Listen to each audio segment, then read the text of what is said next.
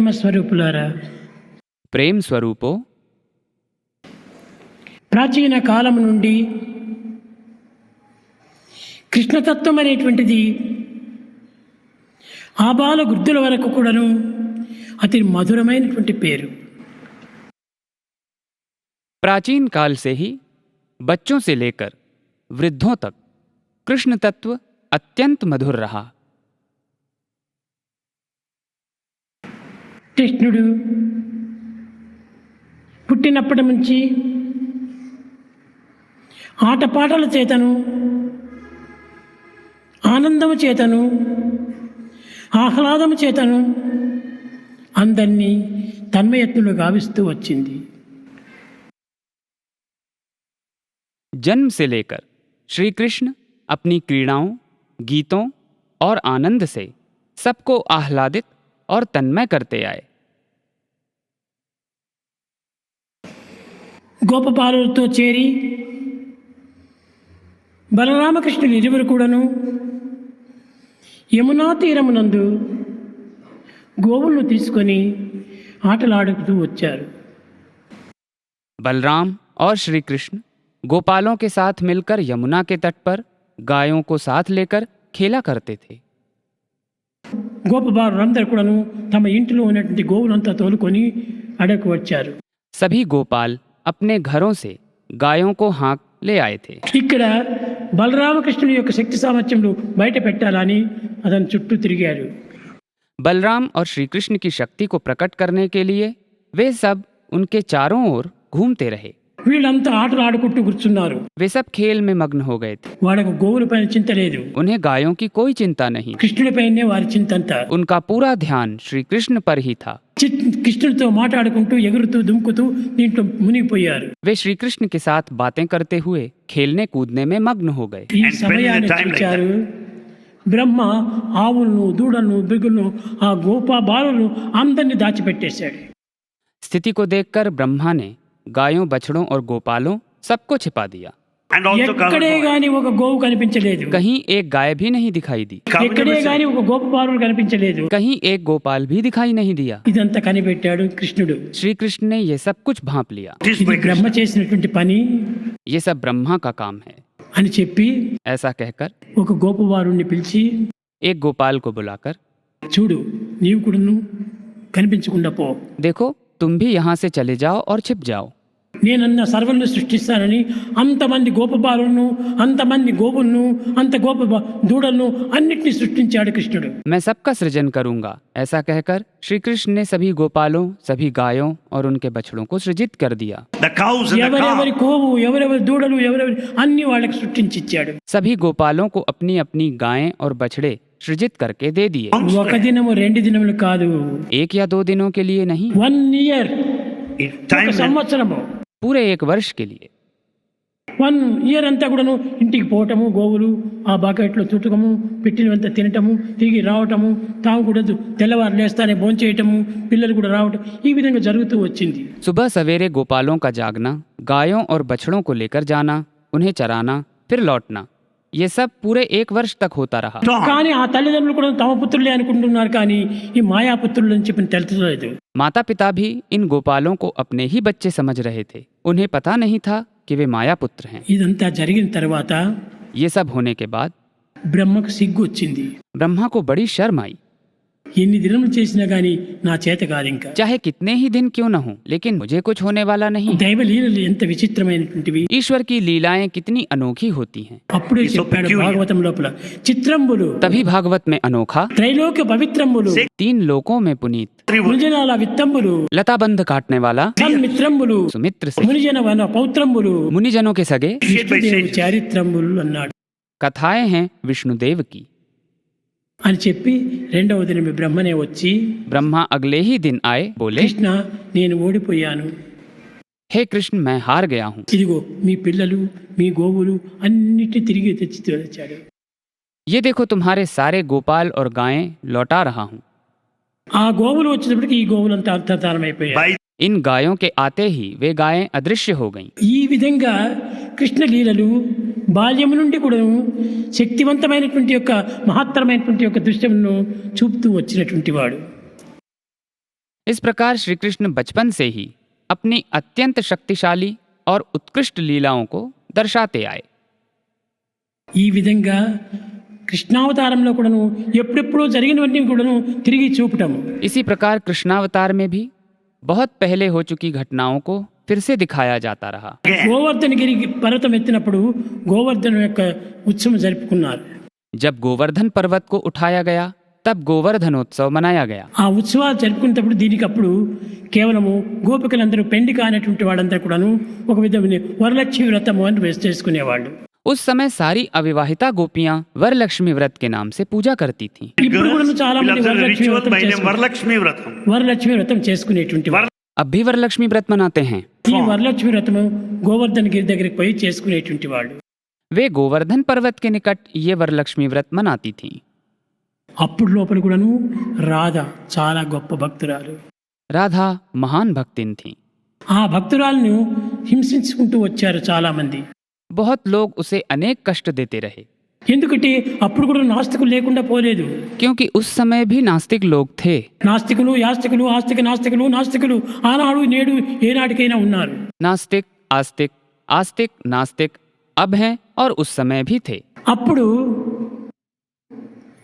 ఈ రాధను ఒక ఇంటిలో వేసి బీగం వేశారు. राधा को एक घर में डालकर ताला लगा दिया गया। దానినే నేను ఒక డ్రామా కూడా రాసి పిల్లలకి నేర్పించాను. स्वामी ने इस घटना के आधार पर एक नाटक रचा और छात्रों को प्रशिक्षित किया। కృష్ణుడు వస్తాడు, కృష్ణుడు వస్తే ఇంక చూస్తానే ఇంక కృష్ణుడు వెంట పరిగెత్తిపోతుంది ఈమె. जैसे ही कृष्ण आते हैं उन्हें देखते ही राधा उनके पीछे भागने लगती हैं। కాబట్టి గ్రామస్తులకు అందరికీ తెలిసిపోతుంది सभी गांव वालों को पता चल जाती है। ఆ కృష్ణకు రాధా ఒక కుటుంబం యొక్క గౌరవమే పాడబోతుంది राधा के परिवार को कलंक लगेगा అనే ఉద్దేశంతో ఆమెను తలుపు వేసి పెట్టేశారు. ऐसा मानकर उसे घर में कैद कर दिया गया। లోపల నుంచి ఏడుస్తూ పాడుతూ ఉంటుండాలి. तब भीतर से राधा रोती हुई गाती हैं। అప్పుడు వినిపించింది కృష్ణుడికి. ये गीत कृष्ण को सुनाई देता है। వచ్చేసి తలుపు తెరిచేసి కొట్టి తీసేసేసాడు. कृष्ण आकर दरवाजा तोड़कर खोल देते हैं। భక్తును చూచి ఇది మీరు చేయవలసినటువంటి పని. एक भक्त के साथ ऐसा करते हैं। మీ భక్తి లేకపోయినప్పటికీ పర్వాలేదు, భక్తులను ఈ విధంగా పాడు చేయటము మీరు మహాపాపులు అని చెప్పిన. तुम्हें भक्ति न हो तो भी कोई परवाह नहीं, लेकिन एक भक्त को कष्ट नहीं देना चाहिए, तुम बड़े पापी हो। చాలా అక్కడ పెద్ద ఉపన్యాసం ఇచ్చి श्री कृष्ण ने एक लंबा सा व्याख्यान दिया। రాధ రుక్మిణి సత్యభామలతో పాటు తీసుకొని పోయాడు గోవర్ధనగిరి. राधा को रुक्मिणी और सत्यभामा के साथ गोवर्धन पर्वत ले गए। ఇక్కడ పోయేటప్పటికి जब वे वहां पहुंचे ఒక్క కోరిక కోరింది పాపం రాధ. तब राधा ने एक वर मांगा, నాకు ఇంకేమి వద్దు స్వామి, मुझे और कुछ नहीं चाहिए, మీ మురళిని ఒక్క తూరి వాయించండి, నేను వింటాను చాలని. एक बार अपनी मुरली बजाइए, मैं सुनूंगी। ఆనాటి నుంచి కృష్ణుడు మురళిని ఇంకా పట్టుకోవటం లేదు. ये सुनने के बाद से श्री कृष्ण ने मुरली थामना छोड़ दिया। ఆమె అక్కడ పోతానే పాదాల పైన పడి तब राधा उनके चरणों पर गिर पड़ी। పాట పాడుమా కృష్ణ పలుకుతే నిల్లొలుకునటుల మాటలాడు మాముకుంద మనసు తీరగా. गीत बजाना कन्हैया, बोल जैसे बरसे मधु, तान सुनाओ मुकुंद, भर जाए मन मेरा। You sing for us. పాడుమా Krishna పలుకుతేనే లొలుకునటుల మాటలాడు మాముకుంద మనసు తీరగా. गीत बजाना कन्हैया, बोल जैसे बरसे मधु, तान सुनाओ मुकुंद, भर जाए मन मेरा। గోపాలు అంత తీసి दुह के पूरा गऊ का दूध, నాదమందు తిరుగబోసి. अर्थात नाद में बदलकर, అనగా నాదం अर्थात नाद रूप में, ఈ విధంగా పాట పాడమని కోరింది పాపం. इस प्रकार उसने बजाने की प्रार्थना की। కృష్ణుడు ఒక పాట పాడాడు. तब कृष्ण ने एक गीत बजाया। పాట పాడేటప్పటికి వినింది, वो कृष्ण का वादन सुनी ప్రాణం విడిచింది. और प्राण त्याग दी। ప్రాణం విడిచడమే కాకుండా ఆనాటి నుంచి కూడా మురళిని పట్టడం కూడా మానివేశాడు. राधा ने प्राण ही नहीं त्यागे, बल्कि उस दिन से कृष्ण ने मुरली बजाना ही छोड़ दिया। అట్లా ఒక్కొక్క జీవికి ఒక్కొక్కరి త్యాగం చేసుకుంటూ వచ్చాడు. इस प्रकार कृष्ण एक एक प्राणी के लिए एक एक चीज त्यागते रहे। రాధాకు ఈ యొక్క మురళిని త్యాగం చేశాడు. राधा के लिए मुरली त्याग दी, ఆ గానంను త్యాగం చేశాడు. बजाने तक को त्याग दिया, నాదమందు తిరిగబోసి नाद में घोलकर उसे గాన రూపముగా మార్చి పాట పాడు మా కృష్ణ పరుకుతేనే లొలుకున్నట్టుగా ढालकर उसे गाने में गीत बजाना कन्हैया, बोल जैसे बरसे मधु। ఇంకా అంతటితో కృష్ణుడు పాట పాడటం మానివేశాడు. तब से श्री कृष्ण ने बजाना त्याग दिया। డ్రామాలో సినిమాలో ఇంకా కావాల్సిన పాటలంతా వేస్తుంటారు. सिनेमा में बजाते हुए दिखाते हैं, కానీ కట్టకడపటి పాట కృష్ణుడు ఇదొక్కటే చెప్పింది. आखिरी बार श्री कृष्ण ने यहीं बजाया था। కృష్ణుడు అనేక రకమైనటువంటి యొక్క లీలలు చూపుతూ వచ్చాడు. कृष्ण अनेक लीलाएं दर्शाते आए। లీలా మానుష విగ్రహుడు కృష్ణుడు. कृष्ण मनुष्य रूप में लीला मूर्ति हैं। ఇలాంటి లీలామానుషుడైనటువంటి కృష్ణ తత్వాన్ని ఎవరు ఎంతవరకు వర్ణించడానికి వీలు కాదు. ऐसे कृष्ण तत्व का कोई वर्णन नहीं कर सकता है। ఇది అనంతమైనటువంటిది, అగాధమైనటువంటిది, ये अनंत और अथाह है, అప్రమాణమైనటువంటిది. ఇది ये अप्रमाण है, దీనికి ఒక ప్రమాణములే లేవు. इसके लिए कोई प्रमाण नहीं है। అలాంటి దైవం యొక్క తత్వములు ఎన్నో కృష్ణ లీలలో మీరు చూస్తూ వచ్చారు. तुमने कृष्ण लीलाओं में ईश्वरत्व को कई बार देखा है। కొన్ని కల్పితమైనటువంటివంతా కూడా చేస్తూ వచ్చారు డ్రామాల్లో. नाटकों में कुछ कल्पित घटनाएं भी हैं, కానీ కొన్ని సత్యమైనటువంటి కూడా చూపుతూ వచ్చారు. परंतु कुछ सत्य भी दर्शाया गया है। కానీ కృష్ణతత్వము పూర్తి ప్రేమతత్వమే తప్ప అన్యతత్వాలు అక్కడ కనిపించవు. श्री कृष्ण का तत्व पूर्णतः प्रेम तत्व ही है। ఈ విధమైనటువంటి కృష్ణలీలలు ఆనాడు కృష్ణుడు తయారు చేసి అన్ని విధాల జగత్తునికంతా కూడాను చూపించుకుంటూ పోయాడు. ऐसी लीलाओं की संकल्पना कर श्री कृष्ण संपूर्ण जगत को दर्शाते आए।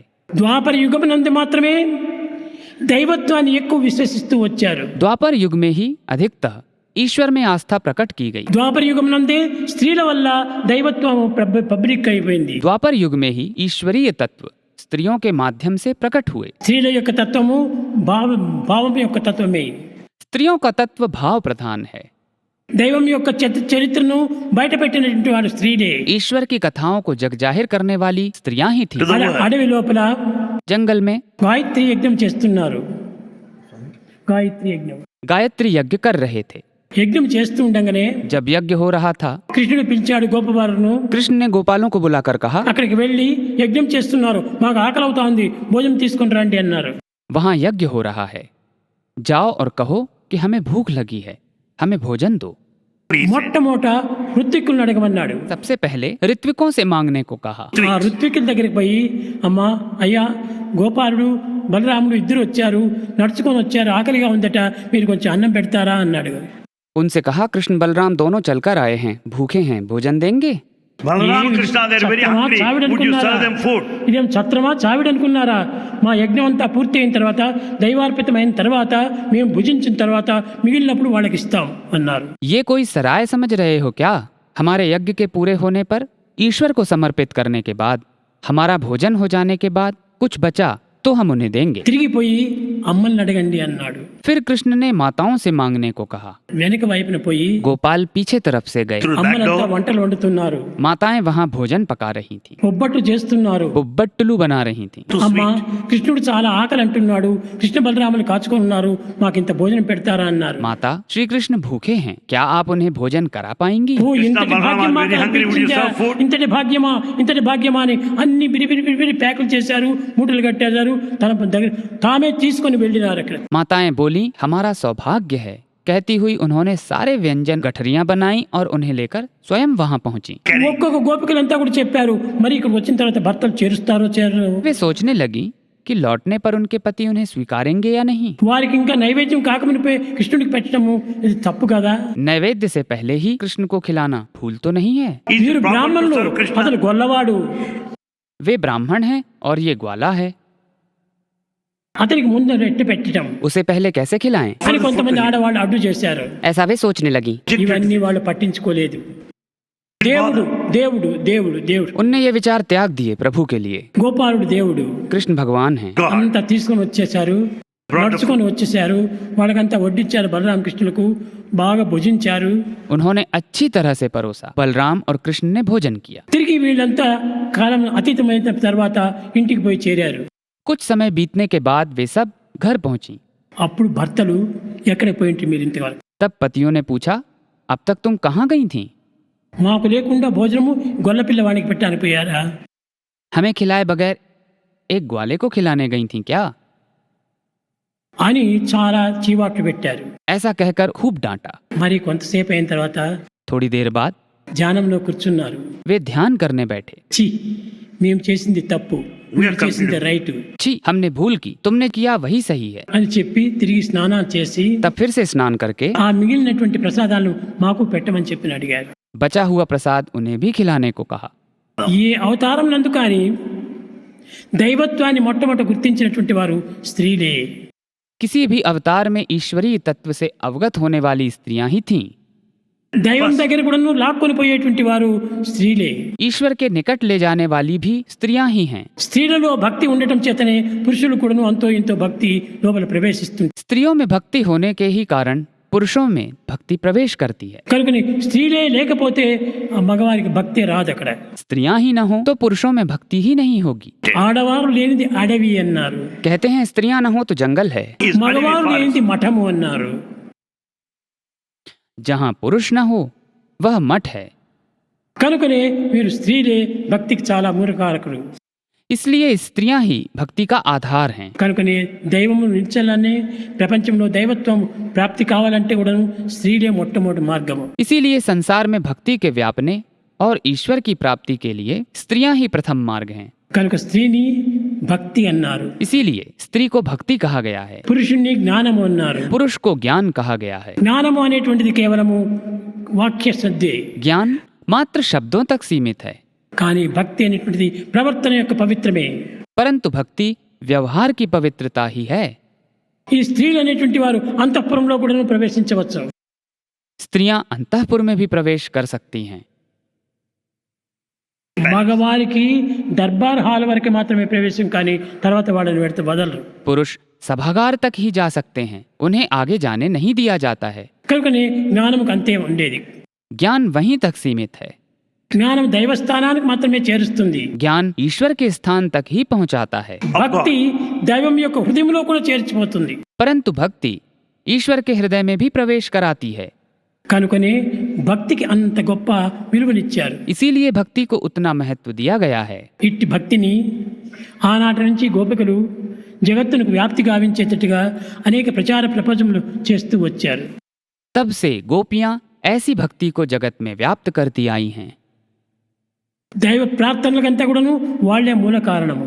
ईश्वर संबंधी प्रार्थना के लिए वे ही मूल कारण रहीं। ఎక్కడికి పోయినా హరే నామ హరే నామ హరే నామైవ కేవలం కలవు నాస్త్యవ నాస్త్యవ గతిరన్యథ అని భావించారు. वे सदा यही भाव रखती थीं कि इस कलयुग में केवल हरि नाम का ही एकमात्र सहारा है। హరినామమే స్మరించండి हरि के नाम का स्मरण करो। అని ప్రజలకందరికీ బోధిస్తూ వచ్చారు. गोपियां सभी को यही उपदेश देती आईं। గోవింద కృష్ణ జై గోపాల కృష్ణ జై గోపాల బాల బాల రాధ కృష్ణ జై.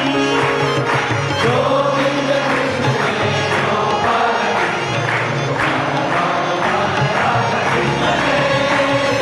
గోవింద కృష్ణ జై గోపాల కృష్ణ జై గోపాల బాల బాల రాధ కృష్ణ జై.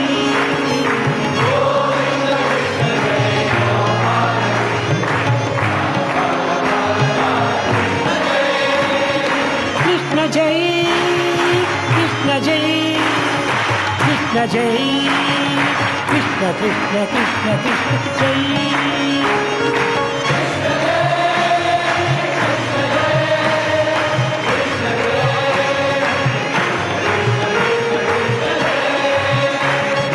కృష్ణ జై కృష్ణ జై కృష్ణ జై కృష్ణ కృష్ణ కృష్ణ కృష్ణ జై.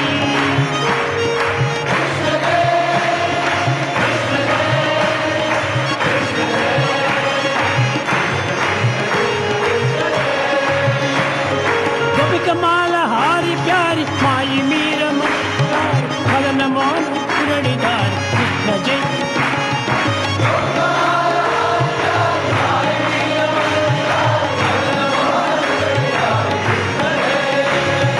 గోపికమాల హారి ప్యారి మాయి మీర మన విహారి మదన మోహన మురళీధారి కృష్ణ జై.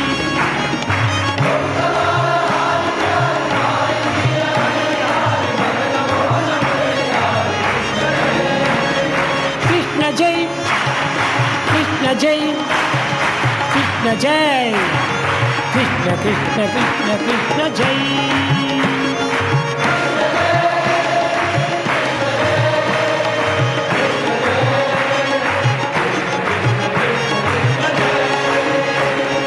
కృష్ణ జై రామ కృష్ణ జై రాధా కృష్ణ జై బాల కృష్ణ కృష్ణ కృష్ణ కృష్ణ జై.